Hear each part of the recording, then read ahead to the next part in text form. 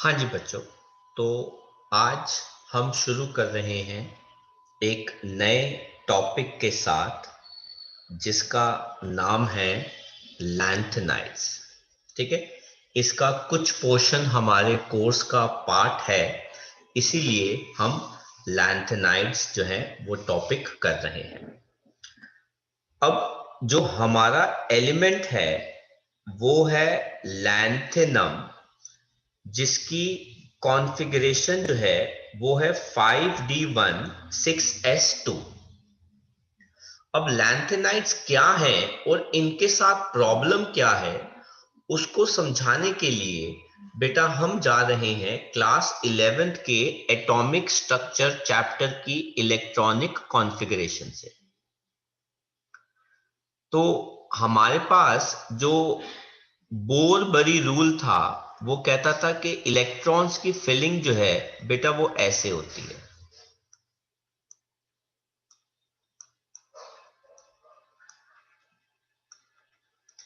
अगर शेल्स के अंदर हम ऑर्बिटल्स की बात करें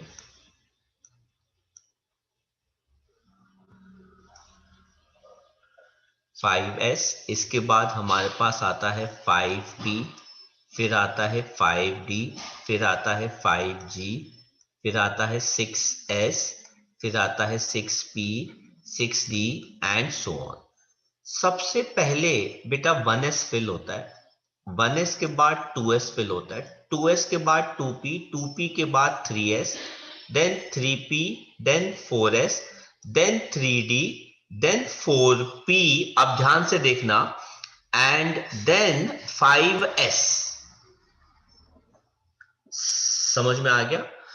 अच्छा, 5s के बाद जो ऑर्बिटल फिल होता है वो आ गया 4d। बेटा यहां पर आ गया, जब हम 4D फिल करने लगते हैं तो बेटा हम सेकंड ट्रांजिशन सीरीज पर आ जाते हैं।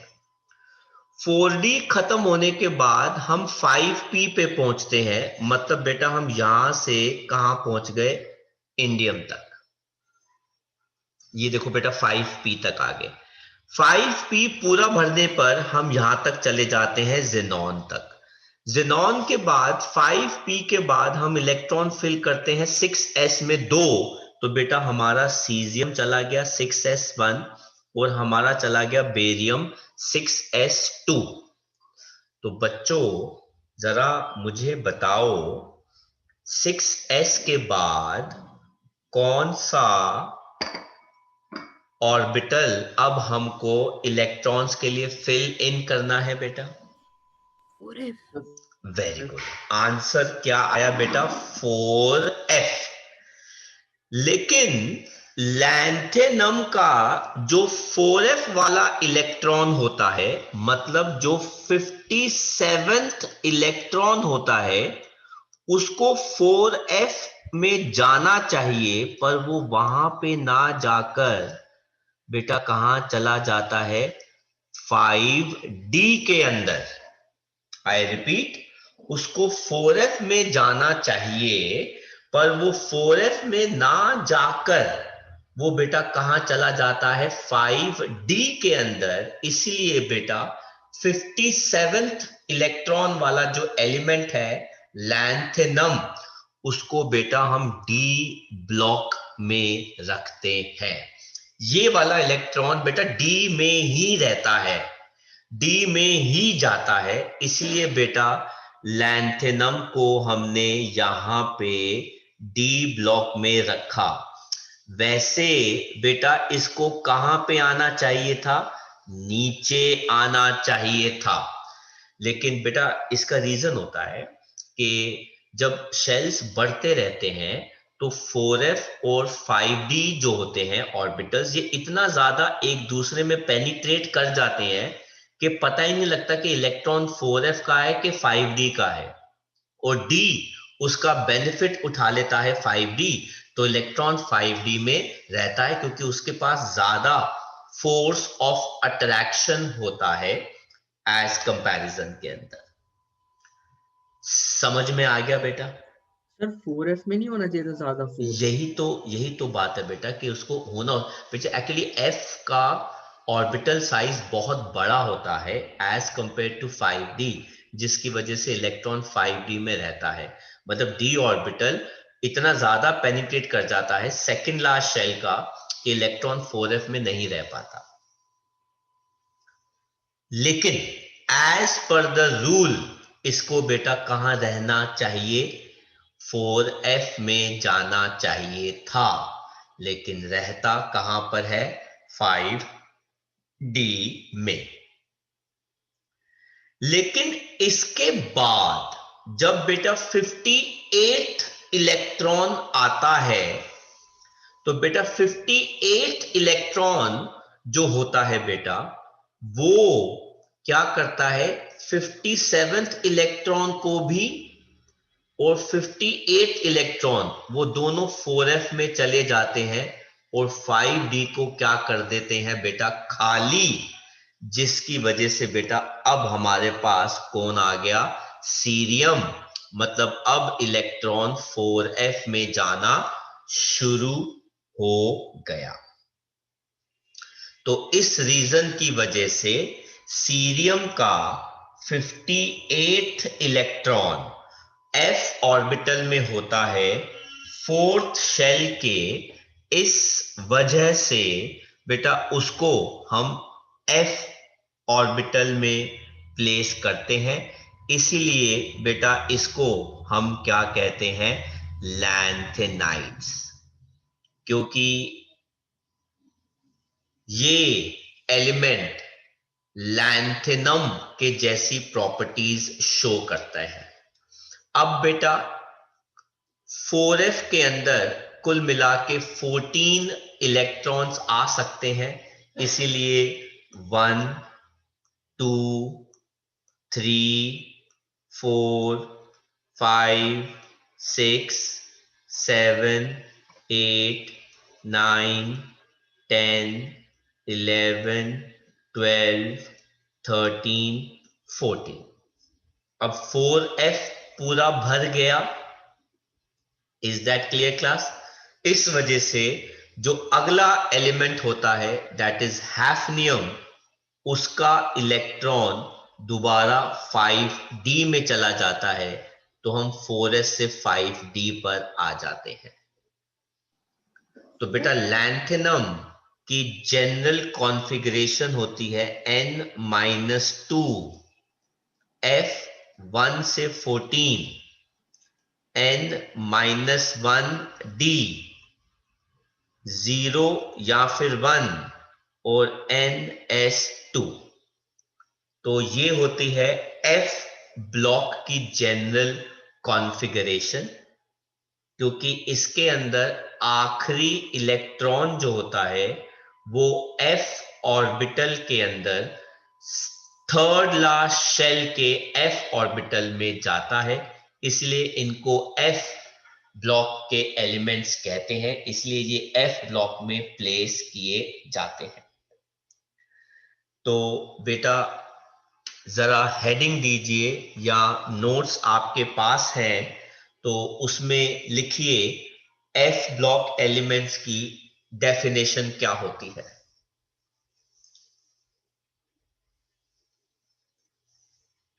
लिखिए, during electronic configuration,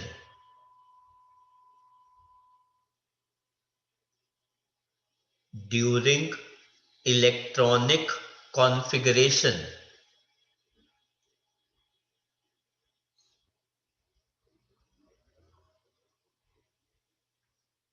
if last electron enters, if last electron enters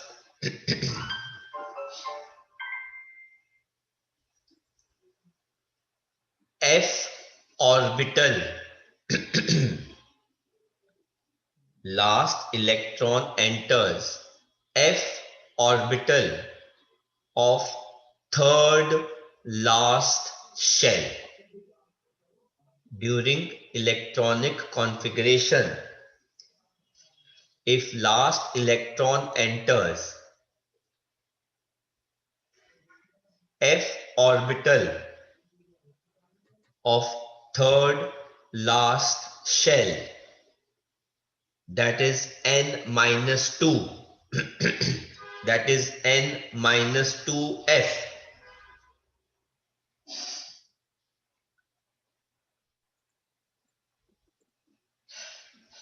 then element belongs to f block. Sir एक चीज पूछनी थी।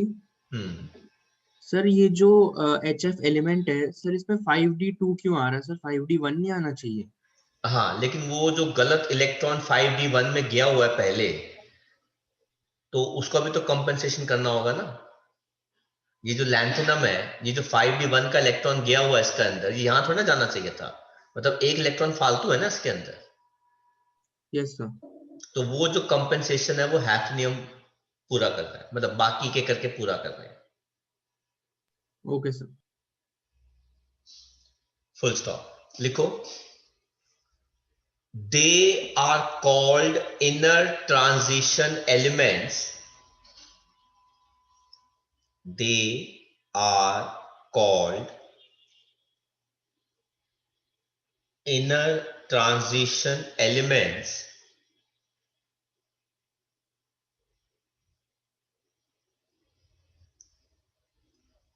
because their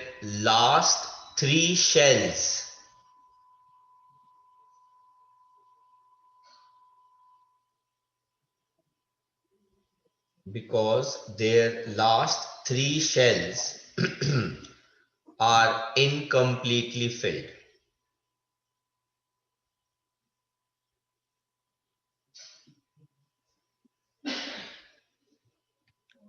सर एस तो फील्ड, एस तो पूरा फील्ड है ना? तो क्या होगा? नहीं, कहाँ फील्ड है? एस बेटा, 6 सिक्स एस तो। शेल का एस ऑर्बिटल है ना। बाकी तो पूरा शेल खाली पड़ा है। 6s खाली पड़ा है, 6p खाली पड़ा है, 6d खाली पड़ा है।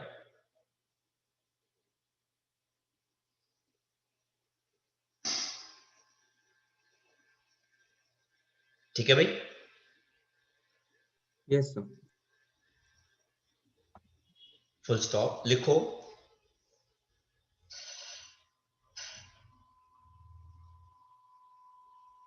ये बेटा इसकी जनरल कॉन्फ़िगरेशन कॉपी कर लो बेटा, यहां पर ये जो लिखी हुई है जनरल इलेक्ट्रॉनिक कॉन्फ़िगरेशन,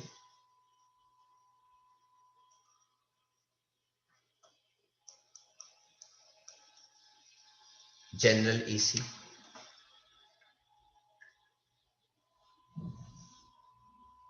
और लिखो they are divided into two series.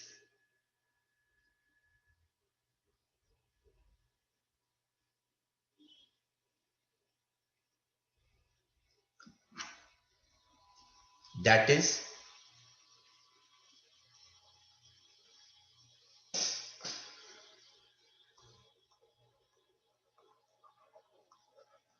Lanthanoids कहते हैं, या फिर कहते हैं लैंथेनाइड सीरीज।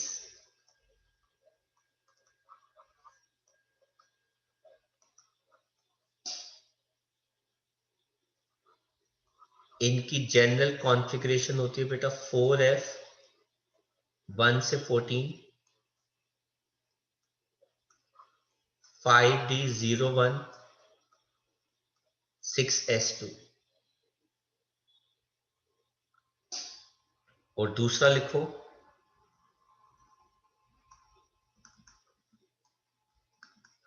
एक्टिनॉइड्स और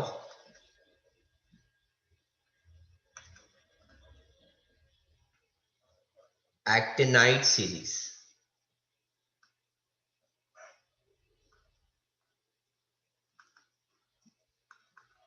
इसकी जनरल कॉन्फ़िगरेशन होती है 5f 1 से 14, 6d01, 7s2।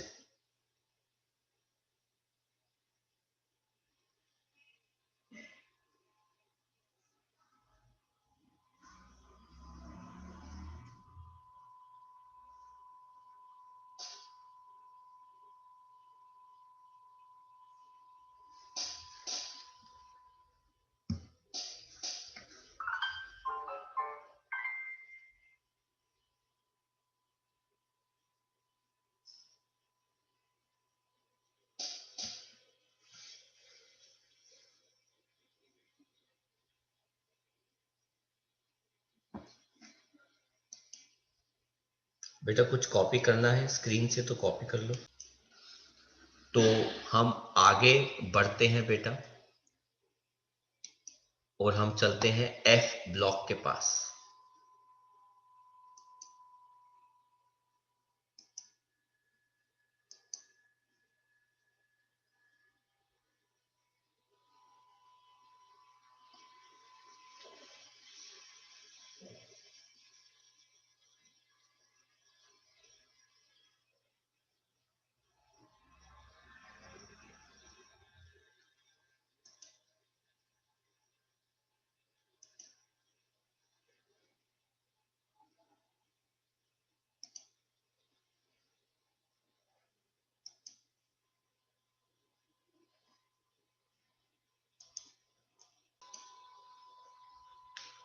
तो बात करते हैं एफ ब्लॉक एलिमेंट्स की। जैसा कि बेटा अभी हमने पढ़ा, इफ लास्ट इलेक्ट्रॉन कहां पे एंटर करता है, एफ ऑर्बिटल में, किस शेल के, थर्ड लास्ट शेल के।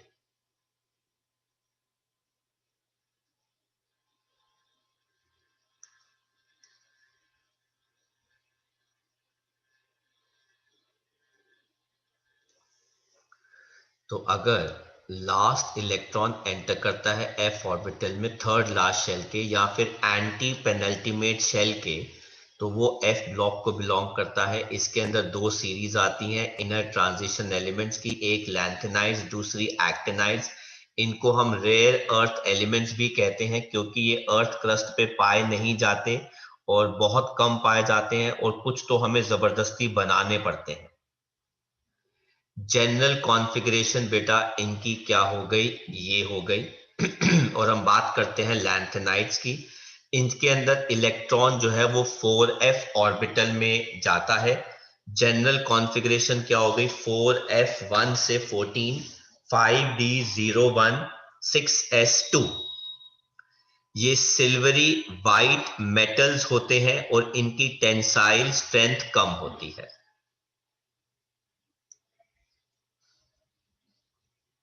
ये गुड कंडक्टर्स होते हैं हीट और इलेक्ट्रिसिटी के लिए क्योंकि इनके पास फ्री इलेक्ट्रॉन्स होते हैं, इजीली लूज कर देते हैं।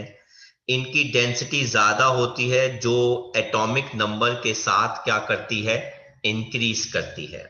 इनका एमपीबीपी भी ज्यादा होता है पर कोई प्रॉपर ट्रेंड नहीं है। Very nice. इनकी IE 1 और 2 का जो सम है वो बहुत कम होता है, जो किसके कंपैरेटिवली किसके बराबर होता है, कैल्शियम के बराबर होता है। तो इनकी जो आयनाइजेशन एंथैल्पी है दो इलेक्ट्रॉन लूज कराने की, बेटा ये देखो, ये दो इलेक्ट्रॉन लूज होते हैं 6s के, वो कैल्शियम के से मैच करती है। इनका इलेक्ट्रोपॉजिटिव कैरेक्टर बहुत ज्यादा होता है, मतलब they have a very high tendency to lose electron. Very high tendency, very high नहीं बोलेंगे, high tendency to lose electron. High tendency to lose electron क्योंकि बेटा इनकी IE जो है वो बहुत कम है। कहते हैं इलेक्ट्रॉनिक कॉन्फ़िगरेशन ऑफ लैंथेनाइड्स। अब जरा ध्यान से देखना बेटा, ये टेप, हाँ जी सर वो एक बार वो वाला पॉइंट बता दो, IE1 और IE2 वाला। बेटा, इसके दो इलेक्ट्रॉन लूज कराएंगे। IE जो होती है वो हमेशा लास्ट शेल के इलेक्ट्रॉन निकालने के लिए होती है। लास्ट वैलेंस इलेक्ट्रॉन, बेटा वैलेंस इलेक्ट्रॉन कौन से हैं इसके, लास्ट शेल के, वो कौन सा है, 6s। उसके अंदर दो इलेक्ट्रॉन है, इन्हीं दोनों इलेक्ट्रॉन को रिमूव कराने के लिए IE1 और 2 का सम लगता है, जो किसके बराबर होता है बेटा, कंपेयर टू कैल्शियम। मतलब ऑलमोस्ट सभी की जो वैल्यू है वो कैल्शियम के कंपैरिजन में होती है। Okay sir. ठीक है,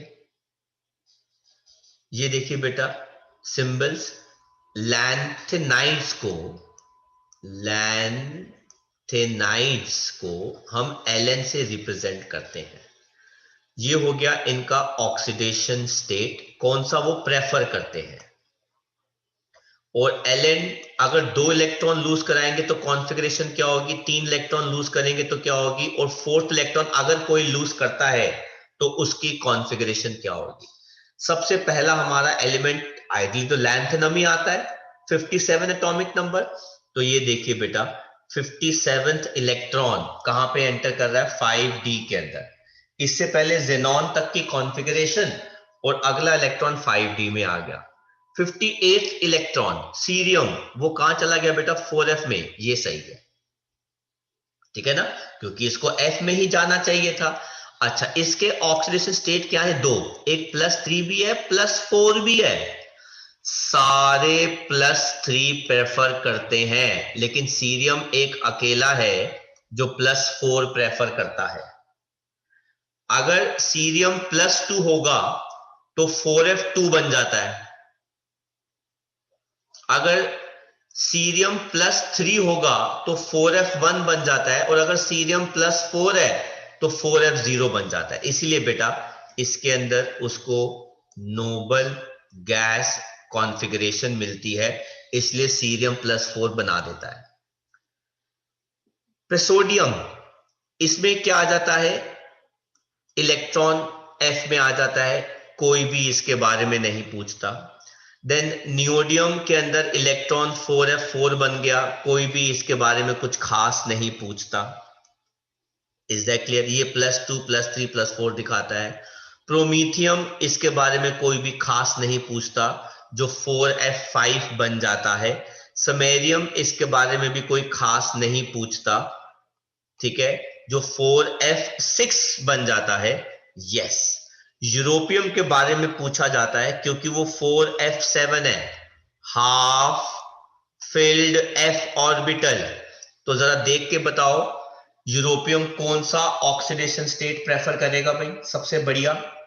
+2 +2, क्योंकि उसका +2 स्टेट में ऑर्बिटल क्या है? हाफ फिल्ड है। अच्छा, अब देखो बड़ी कमाल की बात है, f ऑर्बिटल हाफ फिल्ड हो गया तो हम इसके अंदर 64th इलेक्ट्रॉन डालते हैं, f ऑर्बिटल लेने से मना कर देता है, कहता है नो, मैं हाफ फिल्ड स्टेबल हूं। इस वजह से वो इलेक्ट्रॉन कहां चला जाता है? वापस 5d में चला जाता है। इसीलिए gadolinium is also one very important. और अब आप जरा मुझे कॉन्फ़िगरेशन देख के बताओ कि गैडोलिनियम कौन सा स्टेट प्रेफर करेगा?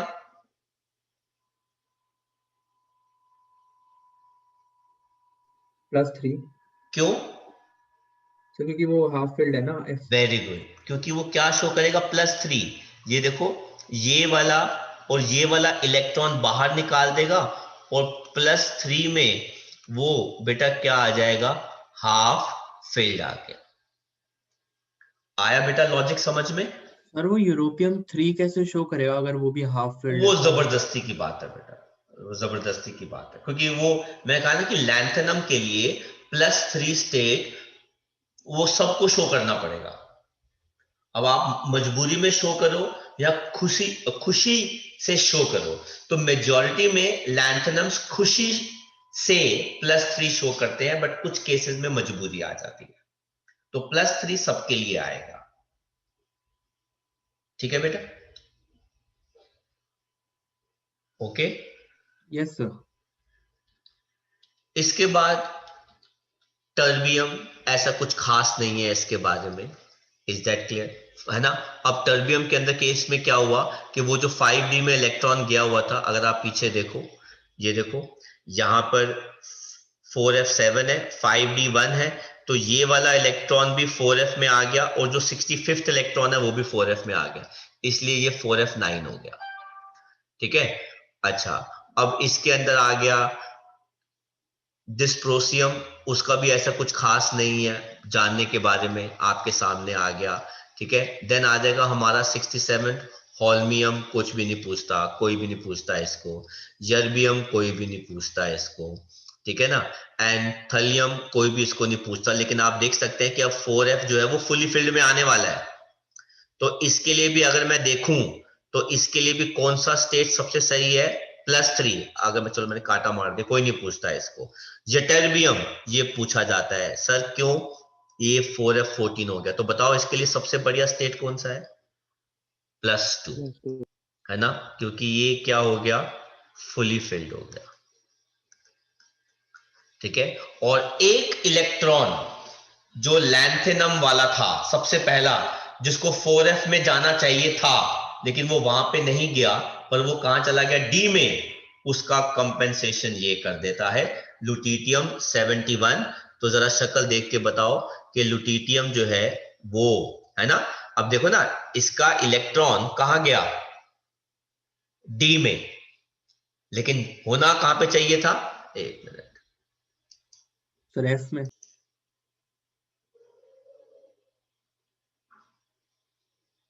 समझ में आया बेटा ये वाला कॉन्सेप्ट?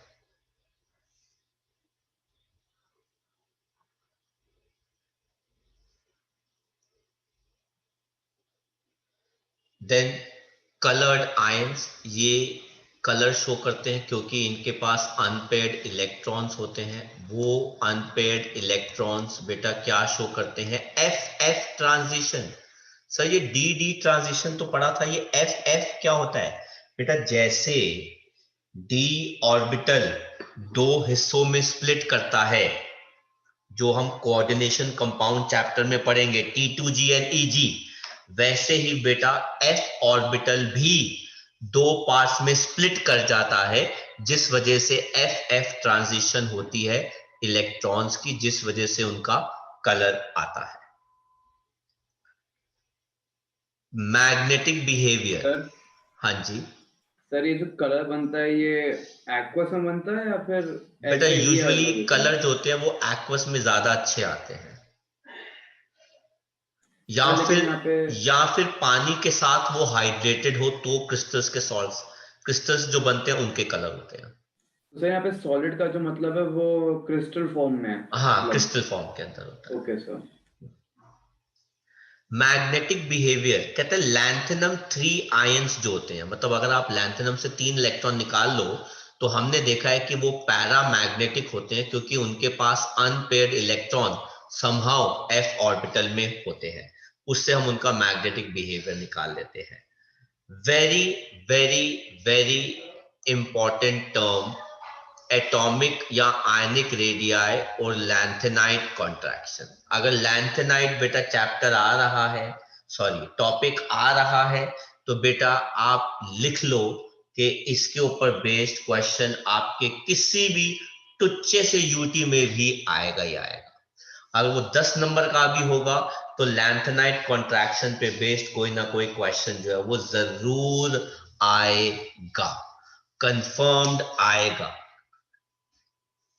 ठीक है, अब ये होता क्या है जरा ध्यान से देखो बेटा, मैं समझा रहा हूं, मैं बात कर रहा हूं लैंथेनम्स की। लैंथेनम के अंदर कुल मिला के 15 एलिमेंट आ गए इंक्लूडिंग लैंथेनम, है ना, लैंथेनाइट्स की मैं बात कर रहा हूं, इसलिए बेटा मैंने एलन लिखा है। बेटा एलन कोई एलिमेंट नहीं है, समझ में आ गया? आई रिपीट, एलन कोई एलिमेंट नहीं है। एलन का मतलब होता है लैंथेनाइट सीरीज, जिनको हम एलन से रिप्रेजेंट करते हैं। अब इनकी शुरुआत 57 एटॉमिक नंबर से होती है, मतलब प्रोटॉन्स न्यूक्लियस में कितने होते हैं, 57, जिनको अगर मैं शेल के हिसाब से डिवाइड कर दूं तो बेटा 6s में तो 2 रहते ही रहते हैं, बाकी मैं 5f की बात नहीं कर रहा, मैं 5d1 की मैं बात कर रहा हूं, और मैं बात कर रहा हूं 4f की। तो जब 57 होता है तो बेटा 4f 0 होता है और 5d 1 होता है। अच्छा, अब आ गया 58 प्रोटॉन। अगर बेटा 58 प्रोटॉन आया तो बेटा उसका एक काउंटर इलेक्ट्रॉन भी तो आएगा ना, वो काउंटर इलेक्ट्रॉन कहां पे आ गया, 4f1 पे। ये ऐसे ही रहेगा। फिर बेटा 59, 60, 60, 61, 62 करते करते करते करते बेटा कहां तक पहुंच गए, 71 तक पहुंच गए, मतलब 71 प्रोटॉन यहां पर आ गए। और बेटा ये करते करते करते करते करते बेटा क्या हो गया, 4f14, 5d1, 6s2। अब जरा मेरी बात सुनो, मैं क्या कह रहा हूं बेटा, 57 में ये ऐसे था, समझ में आया बेटा? 57 जिसका एटॉमिक नंबर था लैंथेनम, उसके अंदर कॉन्फ़िगरेशन लास्ट शेल की, सेकंड लास्ट शेल की तो वही रही। जब हम 71 पर आ गए तो लास्ट शेल और सेकंड लास्ट शेल की कॉन्फ़िगरेशन तो बेटा वही रही। न्यूक्लियस का ध्यान इसको अट्रैक्ट करने में है और न्यूक्लियस का ध्यान इसको अट्रैक्ट करने में है। तो ओवरऑल जब हम लेफ्ट टू राइट मूव कर रहे थे तो बेटा स्क्रीनिंग इफेक्ट तो बेटा क्या रही? सेम, लेकिन न्यूक्लियर चार्ज इंक्रीज कर गया और इफेक्टिव न्यूक्लियर चार्ज इतना ज्यादा इंक्रीज कर गया कि साइज बेटा क्या कर गया? डिक्रीज। आया बेटा लॉजिक समझ में?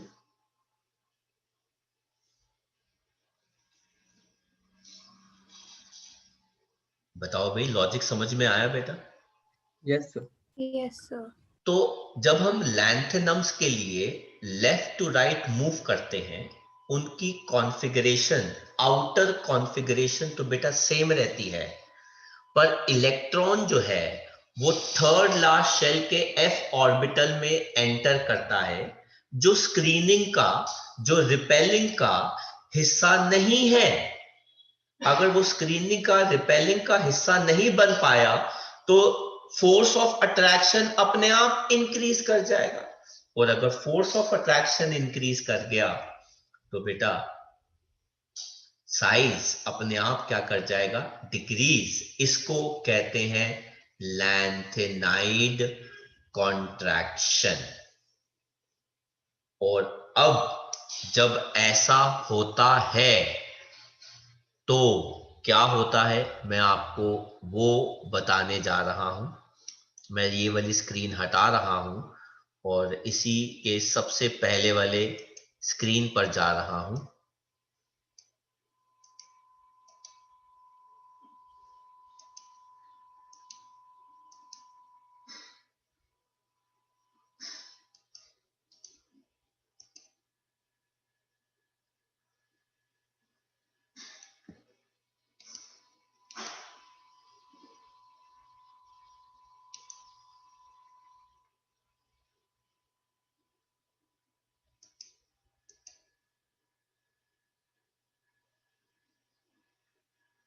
चलो मैं अभी जाता हूँ, स्क्रीन ले नहीं रहा उसकी, तो मैं इसके कॉन्सिक्वेंसेस में बता दूंगा आपको। तो कॉन्सेप्ट समझ में आया बेटा कि कैसे, क्या होती है लैंथेनाइड कॉन्ट्रैक्शन, और इसकी मेन रीजन की वजह से बेटा ट्रांजिशन सीरीज की सेकंड और थर्ड सीरीज का साइज जो होता है वो ऑलमोस्ट सेम होता है, बराबर होता है, लैंथेनाइड कॉन्ट्रैक्शन की वजह से।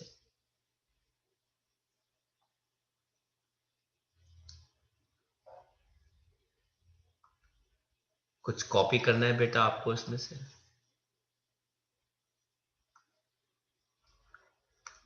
Size of second and third transition series is same. किसकी वजह से? लैंथेनाइड कॉन्ट्रैक्शन की वजह से।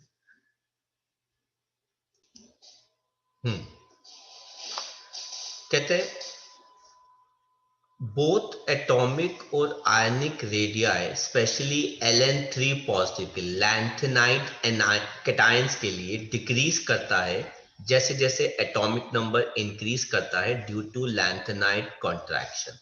सर क्यों? कहते हैं जैसे जैसे एटॉमिक नंबर इंक्रीज करता है लेफ्ट टू राइट, इलेक्ट्रॉन जो है वो थर्ड लास्ट शेल के 4f ऑर्बिटल में एंटर करता है, which are ineffective in screening। ये वर्ड जरूर आना चाहिए, ineffective in screening, जिस वजह से न्यूक्लियर चार्ज या फिर इफेक्टिव न्यूक्लियर चार्ज बढ़ जाता है और साइज एटम या आयन का क्या हो जाता है? कम हो जाता है। इसके कॉन्सिक्वेंसेस क्या क्या है बेटा? लैंथेनाइट कॉन्ट्रैक्शन की वजह से एटॉमिक साइज सेकंड और थर्ड ट्रांजिशन सीरीज का ऑलमोस्ट बराबर है। कमाल की बात है, अभी तक हम ये पढ़ते आ रहे हैं कि down the group size increase करता है, लेकिन सेकंड एंड थर्ड सीरीज का डी ब्लॉक के अंदर साइज ऑलमोस्ट बराबर है, क्योंकि जो साइज इंक्रीज करना चाहिए था बेटा लैंथेनाइट कॉन्ट्रैक्शन ने वो पहले से ही कैंसिल कर दिया। जो साइज इंक्रीज करना चाहिए था वो पहले से ही पार्शियली कैंसिल हो चुका है by lanthanide contraction. Separation of lanthanides, अब बेटा इनके एटॉमिक साइज ऑलमोस्ट सिमिलर है, तो इनकी प्रॉपर्टीज भी सिमिलर है, इसलिए इनको सेपरेट करना डिफिकल्ट होता है। और इनको हम कैसे सेपरेट करते हैं? By ion exchange method. बेटा अगर मैं मेटल्स के लिए बात करता हूं तो मैं उनको कहता हूं डिस्प्लेसमेंट या डबल डिस्प्लेसमेंट रिएक्शंस, लेकिन एफ ब्लॉक एलिमेंट्स के लिए वही नाम हम यूज नहीं करते, उनको हम एक नया नाम देते हैं, वो होता है आयन एक्सचेंज मेथड्स।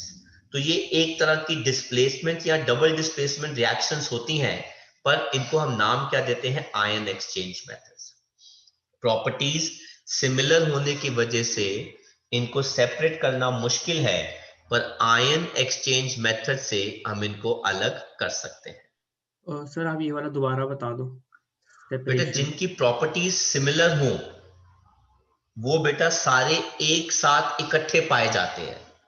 जहां पे एक होगा वहां पे दूसरा भी होगा, वहां पे तीसरा भी होगा, तो मतलब सब इकट्ठे हैं। तो सर इनको अलग कैसे करें? इनके आयंस एक्सचेंज करके। ए की जगह बी ले आओ, बी की जगह सी ले आओ। जब ए की जगह बी आएगा तो बेटा ए अलग हो गया, तो बेटा इसे कहते हैं डिस्प्लेसमेंट रिएक्शन। लेकिन जब हम मेटल्स की बात करते हैं ग्रुप 1 एंड ग्रुप 2, लेकिन जब हम एफ ब्लॉक की बात करते हैं तो बेटा हम इनको डिस्प्लेसमेंट रिएक्शंस नहीं कहते, इनको हम क्या कहते हैं? Ion exchange methods. समझ में आया? है बेटा ये डिस्प्लेसमेंट रिएक्शंस ही। फर्क क्या है कि नाम इनका वो नहीं है जो हम यूज करते हैं। तो जैसे प्रोसेसेस कॉन्सेप्ट वही होते हैं, लेकिन बेटा ग्रुप 1 और 2 मेटल्स के लिए अलग होते हैं, नॉन मेटल्स के लिए नाम अलग हो जाता है, और एफ ब्लॉक के लिए और डी ब्लॉक के लिए वो नाम अलग हो जाते हैं। तो हम आयन एक्सचेंज मेथड से इन मेटल्स को हटा सकते हैं। जैसे मुझे सीरियम चाहिए, अब सीरियम को मैं बाहर कैसे निकालूं? तो बेटा मैं या तो सीरियम से ज्यादा रिएक्टिव मेटल ले लूं, लैंथेनम जी वाला, वो उसको हटा देगा, तो बेटा वो सीरियम हमारे पास बाहर आ गया, उसने वो कंपाउंड बना दिया। कल को मुझे लैंथेनम चाहिए, मैंने सीरियम को हटाने के लिए लैंथेनम का इस्तेमाल किया, अब मुझे लैंथेनम चाहिए, तो बेटा मैं लैंथेनम से ज्यादा रिएक्टिव मेटल ले लूंगा, वो लैंथेनम को हटा देगा और मेरे पास लैंथेनम आ जाएगा। इन रिएक्शंस को हम कहते हैं डिस्प्लेसमेंट रिएक्शंस, पर हमने यहां पे नाम क्या दिया है बेटा? Ion exchange methods. सर आप ऐसा क्यों कह रहे हैं? क्योंकि बेटा जब रिएक्टिविटीज में डिफरेंस हो काफी ज्यादा, तो बेटा शब्द का इस्तेमाल होता है डिस्प्लेसमेंट रिएक्शंस। पर जब रिएक्टिविटीज में डिफरेंस ना के बराबर हो तो बेटा उन्हें कहते हैं एक्सचेंज रिएक्शंस। यहां पर जो नाम है आयन एक्सचेंज मेथड। बेटा पोटेशियम सोडियम को डिस्प्लेस करता है। समझ में आया बेटा? मैं वर्ड क्या यूज कर रहा हूं? पोटेशियम सोडियम को डिस्प्लेस करता है, क्योंकि पोटेशियम बहुत ज्यादा रिएक्टिव है सोडियम से। लेकिन बेटा लैंथेनम सीरियम को एक्सचेंज करता है, क्योंकि दोनों की रिएक्टिविटी ऑलमोस्ट बराबर है। सर हाँ जी बेटा। सर फिर ये फिंकलस्टीन और स्वार्ट्ज रिएक्शंस जैसे हैं जिसमें आयन एक्सचेंज बेटा वो ऑर्गेनिक रिएक्शंस है, है। वो ऑर्गेनिक रिएक्शंस है। अभी हम इनऑर्गेनिक केमिस्ट्री पढ़ रहे हैं, इसलिए वहां पे सर नाम। एक्सचेंज का मतलब क्या हुआ? बेटा एक्सचेंज का मतलब सिंपल सी होगा बेटा, मैंने कहा कि मुझे अपना वाला पेन दे दो, आप मेरा वाला पेन यूज कर लो, क्योंकि पेन दोनों के ऐसे ही काम कर रहे हैं। तो फिर डिस्प्लेस कैसे? डिस्प्लेसमेंट का मतलब क्या हो गया कि जब पेंसिल से लोग दुनिया काम करती थी, अब हमने पेंसिल को हटाकर हम पेन ले आए, उसे डिस्प्लेसमेंट कहते हैं। वो हमेशा के लिए उसको वहां से हटा देगा, उसको उसने रिप्लेस कर दिया। लैंडलाइन को मोबाइल ने डिस्प्लेस कर दिया, लेकिन एप्पल के मोबाइल ने सैमसंग के मोबाइल को डिस्प्लेस नहीं किया, एक्सचेंज कर दिया। आया लॉजिक समझ में बेटा? ये मतलब सर फ्री स्टेट में नहीं मिलेगा सीरियम और लैंथेनम, कंबाइंड स्टेट में मिलेगा? बेटा नीचे के जितने भी मेटल्स हैं सारे कंबाइंड स्टेट में मिलेंगे, सारे के सारे रिएक्टिव हैं। मैं वो अगर तो बात ही इन नहीं कर दोनों को रहा। रिएक्ट कराया जाए तो? हाँ, अब जहां पे प्रॉब्लम ये है कि जहां पे लैंथेनम मिलता है वहां पे सीरियम भी मिलेगा, उसके आसपास यूरोपियम भी मिल जाएगा। उसके अब देखो ना, आप देखा होगा जैसे जहां पे गोल्ड माइन होती है वहां पे सिल्वर की भी प्रेजेंस होती है, वहां पे प्लैटिनम भी थोड़ा बहुत मिल सकता है। जहां पे डायमंड मिलता है, जहां पे कार्बन मिलता है, वहां पे डायमंड भी मिलने के चांसेस होते हैं। क्यों? क्योंकि बेटा सबकी यूनिफॉर्मिटी, सबका जो केमिकल नेचर है, कॉम्पोजिशन जो है वो ऑलमोस्ट बराबर ही है। ये थोड़ी ना कि जहां पे सोडियम पाया जाता है वहां पे डायमंड भी मिलेगा, पॉसिबल ही नहीं है। सोडियम हाईली रिएक्टिव है, डायमंड जो है वो लीस्ट रिएक्टिव है। जहां पे कोल माइन है वहां पे अगर आप डिग इन करते रहो करते रहो करते रहो तो श्योरली आपको डायमंड मिलेगा, फुल टू चांसेस है डायमंड मिलने के। पर सोडियम की जगह पे थोड़ा ना डायमंड मिल जाएगा। तो जहां पे लिथियम ओ क्या कहते हैं, जहां पे आपको लैंथेनम मिल रहा है वहां चांसेस है कि सीरियम भी मिल सकता है, क्योंकि सबका कॉम्पोजिशन ऑलमोस्ट एक जैसा ही है, ज्यादा कुछ खास फर्क नहीं है रिएक्टिविटी के अंदर, एग्जिस्टेंस के अंदर, क्योंकि वो भी एफ ब्लॉक है, वो भी एफ ब्लॉक है। तो कभी कभार क्या होता है कि वो कंपाउंड बनाते बनाते एक दूसरे को क्या कर देते हैं, एक्सचेंज कर देते हैं। आप मेरी जगह पे आ जाओ, मैं आपकी जगह पे आ जाता हूं, इसे कहते हैं एक्सचेंज। तो फिर एक्सचेंज और डबल डिस्प्लेसमेंट में क्या डिफरेंस हुआ? अगेन वही बात आ गई, डबल डिस्प्लेसमेंट जो है वो रिएक्टिव मेटल्स के लिए यूज होती है, जहां पे दो कंपाउंड्स होते हैं वहां पे भी एक तरह का एक्सचेंज होता है। लेकिन शुरुआत कौन करता है? More reactive metal will displace the less reactive, वहां पे ये होता है। अगर वो भी तभी अगर उसका कॉम्बिनेशन उसके साथ अच्छा है, या उसके साथ कंबाइन करके हाइड्रेशन एंथैल्पी और लैटिस एंथैल्पी ज्यादा आती है, तो ही वो करने का फायदा है, अदरवाइज तो कोई फायदा नहीं है। सर हम्म सर हम हाइपोथेटिकल सिचुएशन ले, हमारे पास लैंथेनम क्लोराइड है और सीजियम सल्फेट है। तो अगर हमने इन दोनों को रिएक्ट करवाया तो हमें लैंथेनम सल्फेट मिलेगा और सीरियम क्लोराइड आपको मिलेगा। चारों मिलेंगे। मतलब सर? मतलब जो आपके पुराने जो दो रिएक्टेंट थे वो भी मिलेंगे, और आपको अच्छी खासी मात्रा के अंदर जो नए दो प्रोडक्ट आ रहे हैं वो भी मिलेंगे। ओके सर, समझ गया सर। समझ में आया ना? तो मैंने तब कहा कि आपको उसी जगह पे ऑलमोस्ट सबका कॉम्पोजिशन मिल रहा है। जब मैं डबल डिस्प्लेसमेंट रिएक्शन करता हूं बेटा, तो पहले का रिएक्टेंट नहीं मिलता, सिर्फ नए प्रोडक्ट मिलते हैं। लेकिन एक्सचेंज में क्या होता है कि नए पुराने दोनों मिलते हैं। अगर आप कॉम्पोजिशन को, सॉरी नॉट कॉम्पोजिशन, सॉरी, अगर आप कंडीशंस को थोड़ा सा ऊपर नीचे कर दो तो हो सकता है कि रिएक्शन एक डायरेक्शन में भागे। पर अगर जनरल कंडीशंस है तो बेटा सबका मिलना पॉसिबल है। आया बच्चों समझ में? Yes sir. तो डिस्प्लेसमेंट का और रिप्लेसमेंट वर्ड ये इंग्लिश के बेटा अलग अलग शब्द है। जैसे बेटा दो शब्द हैं, लिसनिंग, कैन यू, है ना, everyone can listen to me, और बट एक बार टीचर बोलती है कि कैन यू हियर मी। तो बेटा लिसनिंग और हेयरिंग में जमीन आसमान का फर्क होता है, लेकिन कभी कभार हम लोग इन चीजों को मिक्स कर देते हैं। अगर मैं आपसे पूछूं कि what's the difference between listening and hearing, तो अगर किसी को नॉलेज है तो वो शेयर कर सकता है, लेकिन दोनों सुनने के लिए होते हैं। लिसनिंग जो होती है, जब आपके कान ठीक है, आप मेरी बात सुन, अभी you all are listening to me, अभी you all are listening to me, लेकिन मैंने पूछा hello Prateek, hello Prateek, hello Prateek, अरे भाई प्रतीक रिस्पॉन्ड ही नहीं कर रहा, अरे भाई प्रतीक कैन यू हियर मी, आपके कान तो नहीं खराब? तो हियरिंग वर्ड तब आती है जब कानों में कोई प्रॉब्लम हो। तो हम क्या है, हमारे टीचर गुस्से में कहते नहीं है कैन यू हियर मी, है ना? तो जब मैं आपसे पूछूंगा हेलो बेटा मेरी आवाज आ रही है, हेलो बेटा कैन यू लिसन, है ना, you can listen to me, तो आप सब बोलेंगे यस बेटा। जब मैं प्रतीक को बोलूंगा या किसी बच्चे को बोलूंगा आर्यन को hello Aryan, Aryan hello, Aryan respond ही नहीं कर रहा, तो मैं तो ये थोड़ा बोलूंगा, तो मुझे गुस्सा आएगा, मैं तो बोलूंगा भाई कैन यू हियर मी, कान में कोई प्रॉब्लम तो नहीं है। तो there is a difference between listening and hearing.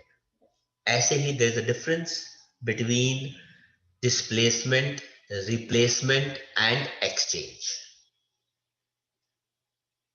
समझ में आया बेटा? Yes sir. हाँ।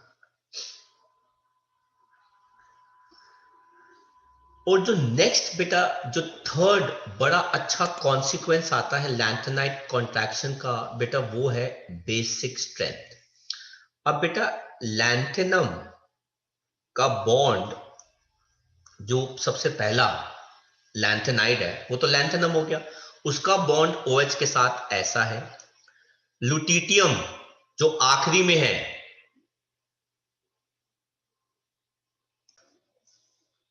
तो हम बात कर रहे हैं लैंथेनम का OH के साथ बॉन्ड लेंथ बड़ी है, और जो लैंथेनाइड का आखिरी एलिमेंट है लुटीटियम, साइज छोटा होने की वजह से OH के साथ बॉन्ड लेंथ जो है वो क्या है, उसकी बहुत छोटी है। ठीक है, तो since left to right size जो है वो Ln3 पॉजिटिव का छोटा हो रहा है लैंथेनाइड कॉन्ट्रैक्शन की वजह से, इसलिए कोवैलेंट कैरेक्टर हाइड्रोक्साइड्स का बढ़ेगा, इसलिए left to right basic strength क्या हो जाती है, छोटी हो जाती है। आया कॉन्सेप्ट समझ में? हटा दो बेटा ये सब। Yes sir. तो ये तीसरा पॉइंट बहुत इंपॉर्टेंट है।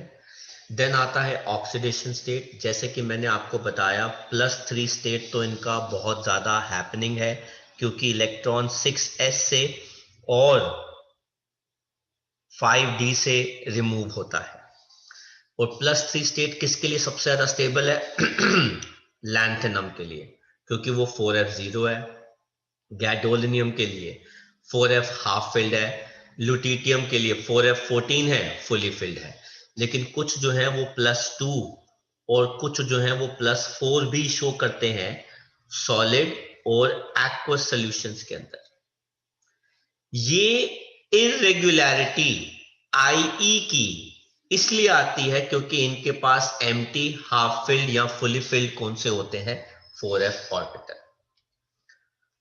सीरियम अभी हमने बात करी थी कि वो +4 करता है क्योंकि उसके पास नोबल गैस कॉन्फ़िगरेशन आ जाती है, लेकिन ये स्ट्रॉन्गर ऑक्सीडाइजिंग एजेंट होता है, मतलब दूसरों से लूज कराएगा, खुद गेन करेगा, एंड सीरियम 3 बन जाता है। अब आप देख लो सीरियम 3 पॉजिटिव बनने के लिए कितना बेताब है, पॉजिटिव 1.74 वोल्ट, लेकिन वो फिर भी 4 दे रहा है।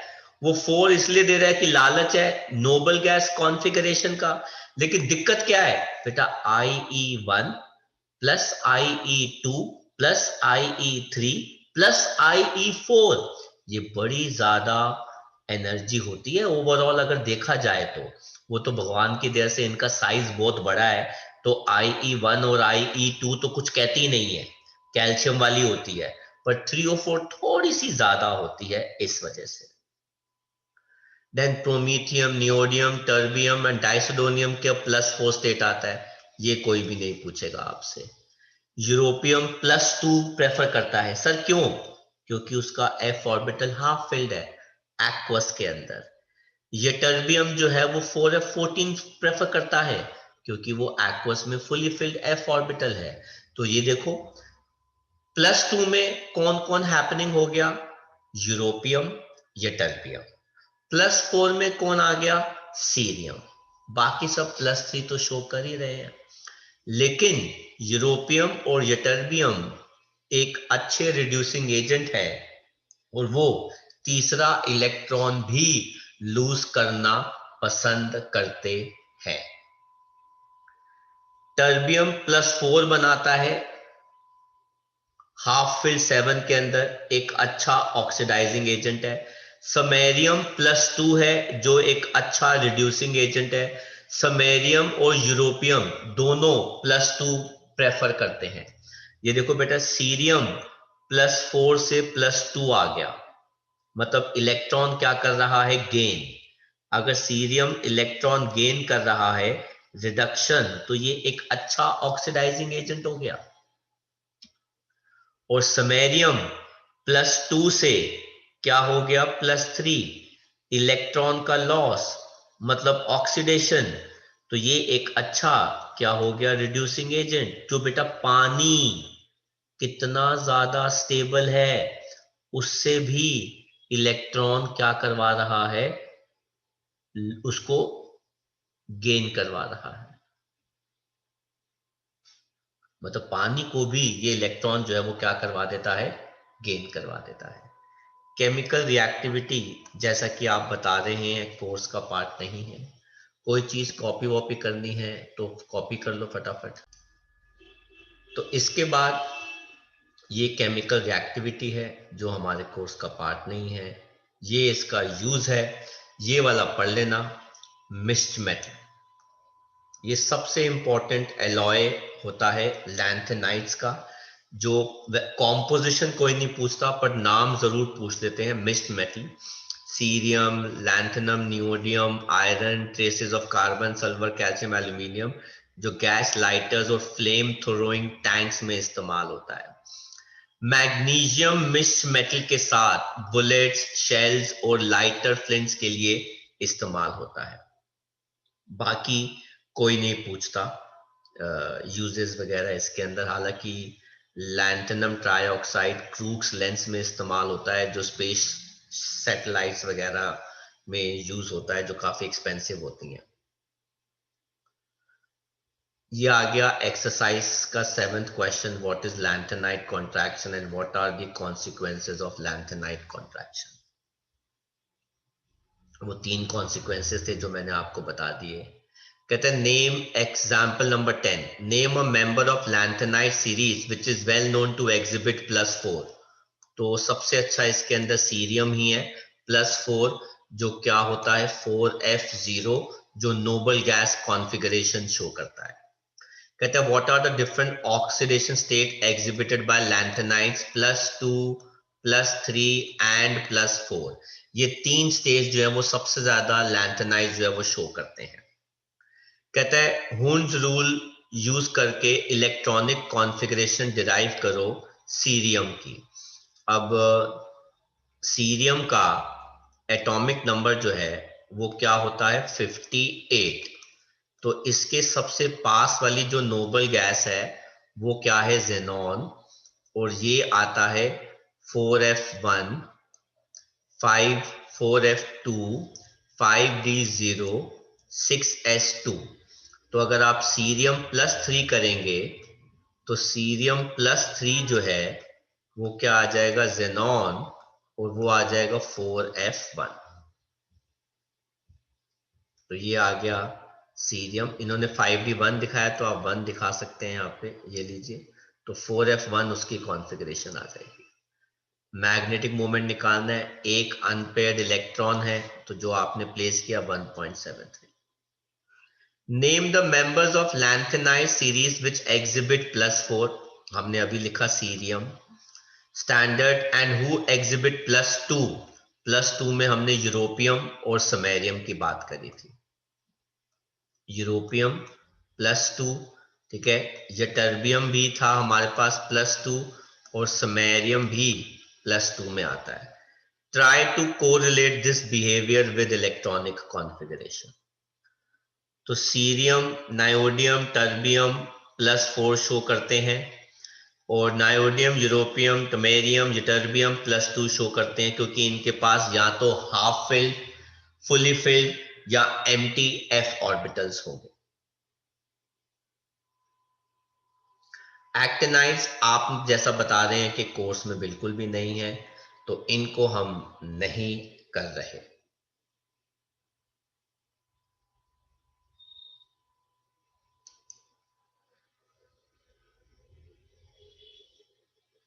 तो आज हम यहीं तक करेंगे।